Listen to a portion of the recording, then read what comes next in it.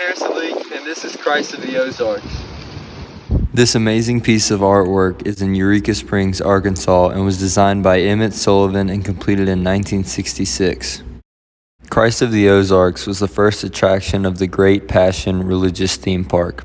Gerald L.K. Smith had looked around the country for a place that would allow its building to take place. Smith was a fiery Disciples of Christ evangelist and a political activist of the Depression era.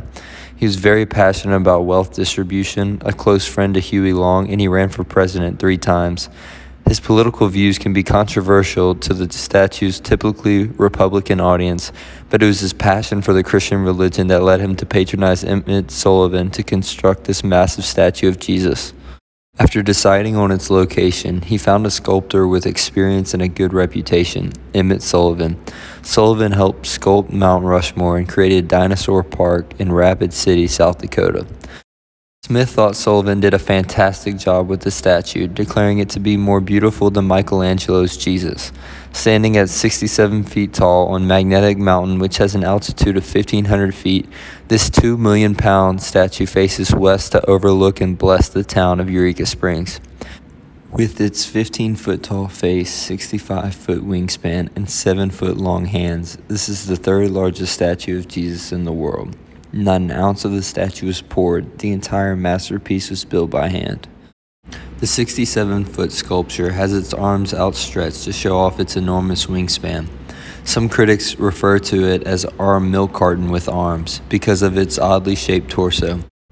The width of its lower torso in comparison to its upper torso gives it the milk carton shape. Its hue is a pure, intense white. The statue has a lot of balance as its long arms are proportionate in length. The most fitting methodology to break down and analyze Christ of the Ozarks would be iconography. The method itself contains the word icon, and Jesus was exactly that. He's one of the most widely known figures in the history of our world. He was and is a symbol of love and compassion, and this went along with Gerald L.K. Smith's vision of wealth redistribution and probably contributed to his passion of Jesus. However, the face of Jesus in the statue does not show love and compassion. It looks harsh and stern. Smith created the statue to look as if it were blessing the small town of Eureka Springs with its outstretched arms. In the story of Jesus Christ of Nazareth, as it is told in the Bible, Jesus repeatedly performs miracles and blessings for those he encounters on his journey. In Matthew 14, Jesus blesses over 5,000 people with enough food to fill all their stomachs with just 5 loaves of bread and 2 fish. Similarly, the statue of Jesus is a symbol of blessing for the town of Eureka Springs.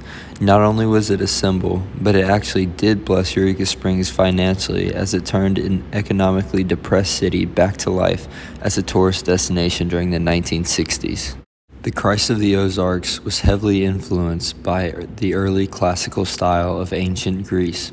Even so, it cannot be put into that category or era. Because the sculpture was finished in 1966, it would be classified as mid-20th century sculpture. The shape of the statue has a classical style look. His face is expressionless and its shape is more naturalistic than realistic. Its outstretched arms and the body position are very basic and unrealistic, much like the sculptures and statues of the early classical style in ancient Greece. His eyes look dead and his mouth slightly frowns. The lack of expression throughout the figure emphasizes its classical look rather than Hellenistic. Much like the ancient Greek style, specifically the archaic time period, it's a very large sculpture.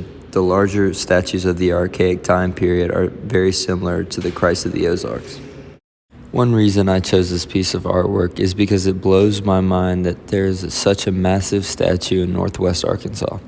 I would have never thought that there was a 67-foot statue of Jesus only an hour away from campus.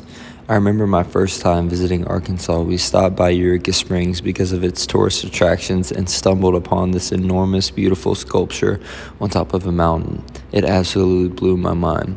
Another reason this statue had a significant meaning to me is because it's a statue of Jesus and I identify as a Christian. Portraying him as huge and on top of a mountain exemplifies him watching over us.